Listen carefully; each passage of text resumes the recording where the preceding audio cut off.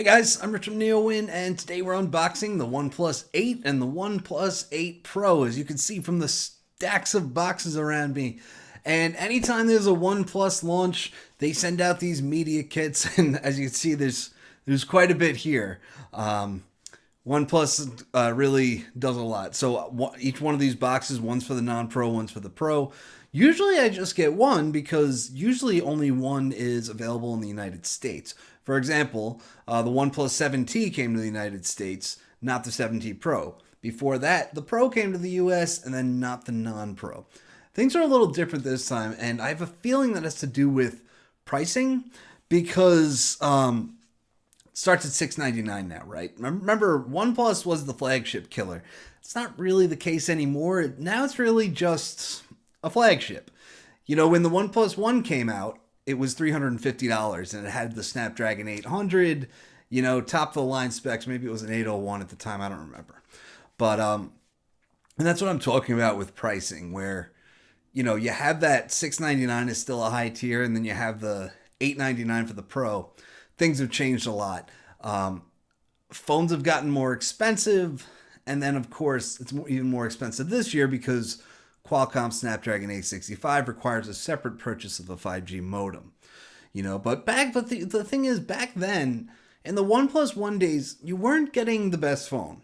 It was a flagship killer. It wasn't necessarily a flagship. It had a lot of flagship specs. It was also a very problematic device. I had problems with mine, and customer service sucked. They had no marketing, and that was the deal, right? It cost half the price of a regular flagship, but they saved the cost by not having any marketing. They spent something like $20 on marketing, something ridiculously low on marketing for that phone. You remember, you needed an invitation to buy it, stuff like that. And then, but I like, if you had a defective unit, which a lot of people did, it was almost impossible to get it replaced because of, you know, that startup type of thing, you know. And then things got a little better from there, and also prices went up as expenses started to go up. They started to market more, starting with the OnePlus 6T. Skipping forward a few years, the 6T is now on T-Mobile, and then the 7 Pro 5G is now on Sprint. Now the 8 is on Verizon. So this is a company now that has a full-blown marketing budget. They're sold on carriers, and so you know, they're trying to stick to that spirit of what they once were with the community and knowing their customers and giving their customers what they want. But at the same time, they're playing in that same flagship ballpark as Apple and Samsung. This is the reviewer's guide. If you want to talk about a marketing budget, this is a book. Okay, this is a full laminated premium book with lots of specs in it and features and all kinds of stuff. Most companies send a PDF. OnePlus in previous years has sent like a newspaper type of thing. Like, it's cool. But yeah, it's just uncommon. This is uncommon as well, and I love it because they always send some goodies with the device, and it really completes the experience. You know, recently I reviewed the Samsung Galaxy S20 Plus and then the Huawei P40 Pro, and as I noted in those reviews, I try to live in the ecosystem when I do a review. Like with the Huawei, I'm wearing the Watch GT2. I was using the Huawei Free Buds.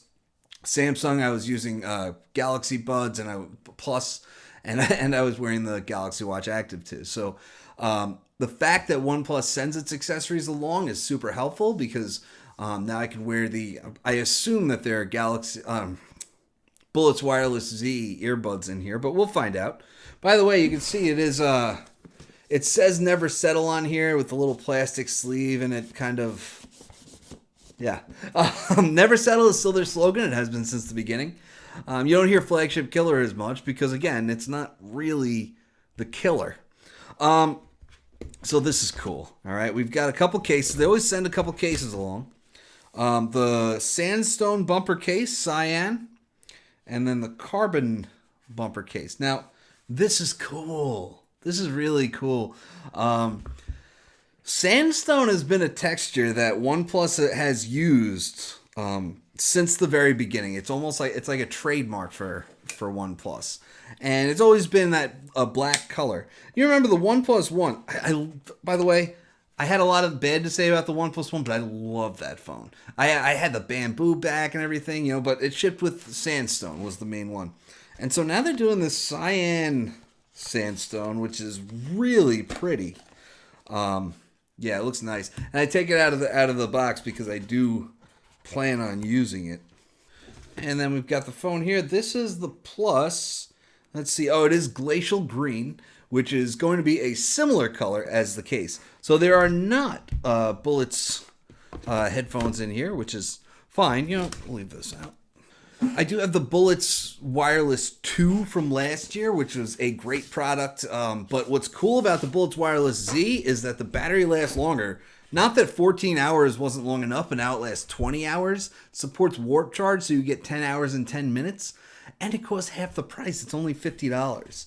So now let's see what's in here. Here's the 8. Oh, and here's the reviewer's guide for the 8. That one actually came outside of the box, and now we have another book. All right. So I'll be reading through that in my review process. We have the same, similar cases. Another cyan sandstone. And then we have a nylon bumper case. So we can just leave these out here and then pull the phone out. Let's see what color we got. Interstellar Glow. That's the hotness right there. So one accessory that they did send along is the new wireless charger. This is the Warp Charge 30 wireless charger. And yes, the Pro, not the non-Pro, which I'm getting these mixed up because the boxes are identical. By the way, it probably isn't retail packaging. But the Pro does support, nice. The Pro does support 30-watt wireless charging. The non-Pro, no wireless charging. And that saddens me. I feel like any good phone should support wireless charging at this point. This is something that I'm seeing other Chinese manufacturers do, such as Huawei, where they still have like the P40 that just came out. P40 Pro has wireless charging. Pro does not. So they're doing 27-watt wireless charging, 40-watt wireless charging in the Pro Plus. And then, of course, OnePlus has 30, which is fine. Like there's this race to get the highest wattage of charging, and it's like at some point it's not necessary. Like when you talk about getting a 50% charge after 30 minutes, like does it really make a difference if you get to 50% in 25 minutes? I don't know. Well, this tab is not. There we go. So yeah, this is going to be the Pro, and the boxes just say 8. So I loved the OnePlus 7 Pro last year. The 7T, not as much, but also it wasn't Pro. So the big story with the 7 Pro was the 90 hertz OLED display, and so it's just so smooth, and it was one of the first to do that. It became fairly common. Google did the Pixel 4 with the 90 hertz OLED display. Samsung did 120 hertz. So now we have 120 hertz, and in the Pro, the non-Pro has 90 hertz, 1080p. So this is 1440p, 120 hertz. So let's get this out of the box, and here we have it. This is the OnePlus 8 Pro Glacial Green. And man, that's pretty. That is a beautiful looking phone. And wow, that is a big camera bump though. So they did make some camera improvements though. They said that they used a custom 48 megapixel Sony sensor. That's interesting to me. And also a 48 megapixel ultra wide sensor, also made by Sony. So what's interesting about that to me is that I haven't really ever cared for OnePlus's cameras. It's the only thing that I didn't love about the 7 Pro was the camera, because really, you have companies like Apple and Samsung and Huawei that are all doing these custom solutions for cameras, and they're all above anything that's coming off the shelf. So on the other hand, you have companies like Motorola, or any company that buys just a regular Sony IMX 586 or something, and they put it in a phone, and they'll get on stage, they'll say it does 4x pixel binning and all this stuff, but it's like, you know what? Every other phone is doing at least that, because that's the off-the-shelf part. So the custom parts are just doing better. So this has a custom part in it. Let's see. Inside of the box, we have this never settle case. It says it on a clear. That's kind of cool, you know. I'm not a huge fan of clear cases. I like the way they look, but they catch fingerprints, and it's... I'd prefer to not use a case at all. You know, so like I said, this has a 120 hertz display. OnePlus made a big deal of saying that it's the best display in the world, and I have no doubt, actually, because the OnePlus 7 Pro was that good. And that, by the way, last year was when I said it, that they went from being that flagship killer being an actual flagship. What they were always great at having flagship level specs and providing value for money, but they were never actually able to be the best until the OnePlus 7 Pro. So I am excited about the 8 Pro. Here's our cable. Type A to Type C. Warp charge 30. I assume they're still calling it 30T, but you know, here's your power brick. All right. And so that's the Pro. Now we're going to take a look at the OnePlus 8. Okay. So this guy is Interstellar Glow. Now, this looks pretty, and I'm looking forward to seeing it in person. All right, I gotta take this plastic off anyway. Oh man, I can't believe they didn't put this color on the Pro. This is so beautiful. Like, just look at that. The way, like, it's a chrome color. It's like a rainbow colored chrome. Wow, that is pretty. How is this not a Pro?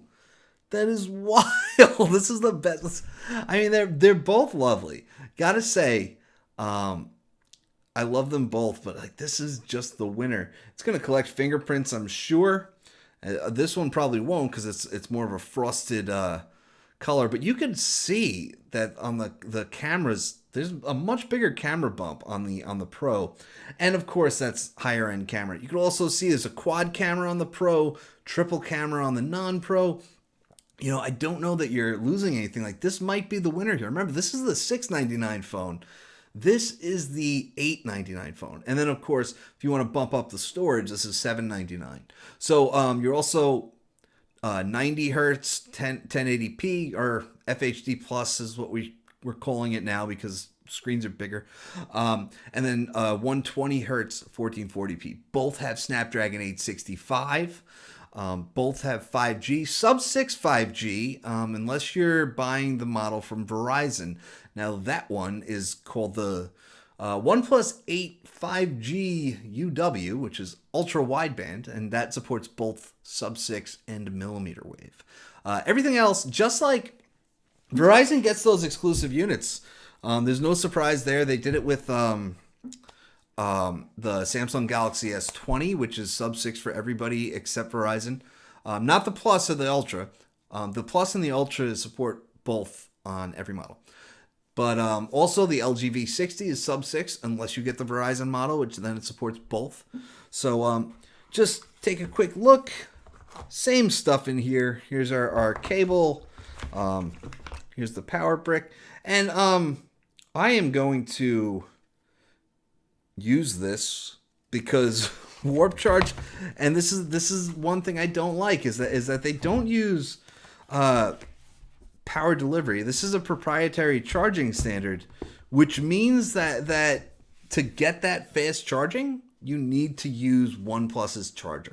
So that's why last year they sent me a Warp Charge 30 car charger. So that was nice. It's just I have other 30-watt chargers, and it'll charge the phone, just not as fast. Same thing goes for wireless charging. If you don't use the Warp Charge 30 wireless charger, you're gonna get, I think they said 10 watts if you use just a regular Qi charger. And that's one reason that I do have to use that charger, because only the Pro does support wireless charging. And I'll tell you, and that's why I'm so upset that this phone doesn't come on the Pro. This color doesn't come on the Pro, because if all things were equal, if we had wireless charging on both phones, I'd probably end up picking this over that. But for me, I gotta have that wireless charging. It's too important. I mean, when I'm sitting at my desk, I have a wireless charger right there. So I work at my desk, my phone just charges throughout the day. So that's, I never have to think about charging my phone. But we can open this up as well. But that's why whenever I'm reviewing a phone that doesn't have wireless charging, it becomes a pain point. And I'm a little more understanding when it's a phone like a Moto G that only costs $300. But I'll tell you, a lot of companies, and again, it's been mostly Chinese companies that I've spoken to, are one, trying to hit a certain price point and they don't include it. And two, they have a problem with being so slow. And that's why companies like OnePlus and companies like Huawei waited so long, because they waited until they can actually get a fast wireless charging solution. How does this box even... Oh, all right. Okay, so that's just how it opens. It's a wireless charging... Whoa. Oh, no. This power cable is attached. What? Hold on. Oh, no. It's attached on both ends. What? What? Oh, my God. That is... who approved that? And the reason I ask is, let's just see how long this cable is. That's not a very long cable. So you can't go and bring your own cable, because it's all one piece. That's... Oh, man. Who thought to do that? That's disappointing. But, all right, it is what it is. I mean, again, you can still use your own wireless charging pads. They just won't charge as fast, and you'll have to live with that. All right, so I went ahead and set up these devices. You can see there's already a couple of systems. There's already big system update. OnePlus Bullets Wireless Z can now be integrated with Dolby Atmos for better sound quality. Camera updates optimize the camera shooting experience. Optimize fingerprint unlock. All right, so that's a lot of cool stuff. We're gonna download that and see. This one should be mostly the same, and it is. All right, so we can download that as well. Yeah, so taking a look at the phones, this is the OnePlus 8. This is the OnePlus 8 Pro. And what's interesting is that these are very, very similar devices. More so than I think they were with the 7T series. Remember, like I said, the 7T didn't come to the United States, but it ended up coming, the 7T Pro 5G McLaren ended up coming to T-Mobile when they launched their 5G network. So those weren't particularly similar devices. They had very different designs. Remember, the 7T had that circular camera module on the back, and now we have a similar design language across the two. You can see this is already picking up some fingerprints. But also, if we look at the OnePlus 8, the screen is curved on the edges. Now, with the 7T, it was completely flat. And that was the big difference between the Pro and the non-Pro, or one of the big differences, which was that it, you had the curved edges on the Pro and the flat screen on the non-Pro. And I didn't like it. I usually like flat screens because I think they're easier to handle. But on the other hand, what I just didn't care for was just... the screen didn't look as pretty to me, and I think that I feel like the bigger improvement is in the 8 here, but I think the winner is going to be the Pro, just because it's going to have that better camera. It's going to have that wireless charging. One thing we could see if we lighten up the screen, it has a hole punch cutout in the display. Both of them do, by the way. That's not exclusive. With the 7T, it had a notch. Now we're doing a hole punch cutout. But what's interesting is with the Pro last year, they had that motorized pop-up camera. So there was no notch or hole punch at all. And I have to wonder why they ditched that idea if they thought it just wasn't worth doing. But really, that OnePlus 7 and 7T Pro that had that motorized pop-up camera, they were the only phones out there that didn't have a notch. Well, only really main. There were some other phones, but one of very few phones that didn't have a notch and still had very narrow bezels. So I don't know why they switched to this idea, but it's still pretty. You can see they try to hide it with that background, and that's one of the nice things about OLED is that the black in the background is true black, and what that allows you to do is it allows you to hide things because you can't really see where the screen ends and the bezel begins because that's the nature of OLED. Pixels can be turned off. It's not backlit like an LCD. There's still no always on display. It will light up and show notifications once in a while. You will see if we turn it on, you could see that smooth animation. Again, this is the Pro. It's not always easy to tell the difference just by looking at them. But yeah, so this is 120 hertz. It has one of the fastest fingerprint sensors that I've ever seen. Look at that smooth animation, by the way, when you unlock the phone. They started doing that last year with the 90 hertz screen. And it just looks awesome, and it's a really pleasant way to unlock your phone. The non-Pro will do it as well. It's 90 hertz. Yes. Apparently, by the way, an always-on display is coming in a software update at some point. It's just not here right now. But honestly, I don't think you can tell the difference between 90 hertz and 120 hertz. I don't think you can tell the difference between Full HD and QHD. I've said this about phones as long as they've been shipping with QHD displays. I don't think you can tell the difference between 1080p and 1440p on a screen this size. At the time when this started happening, we were actually buying 1080p TVs and 1440p phones and saying we could tell the difference. It's insane. But I still think 1080p is fine. I tend to think 90 hertz is fine. Like last year, when they shipped that 90 hertz screen, you could start using this phone and be like, man, that feels good to use.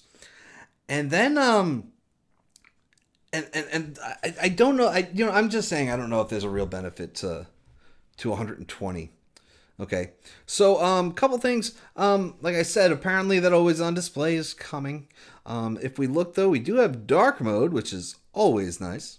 And for dark mode, you actually have to go into customization, preset theme, nuance dark. And after a little bit, yeah, there's our dark mode. Okay. A couple other things. Notice there's one thing that you can do here that you cannot do with a Samsung Galaxy S20. So if I go into advanced, you notice it's set to Full HD Plus by default and 120 hertz screen refresh rate. We could switch it to QHD Plus, and we're still at 120 hertz refresh rate. There's no 90 hertz refresh rate option. Surprisingly, I kind of thought there would be a middle ground there, but there's not. But yeah, QHD Plus and 120 hertz is something that you cannot do on a Samsung Galaxy S20 series device. We should be able to record video at 8K. And if we go in here, nope, I take it back. It's just 4K 60, which is what you're allowed to do. That saddens me a little bit.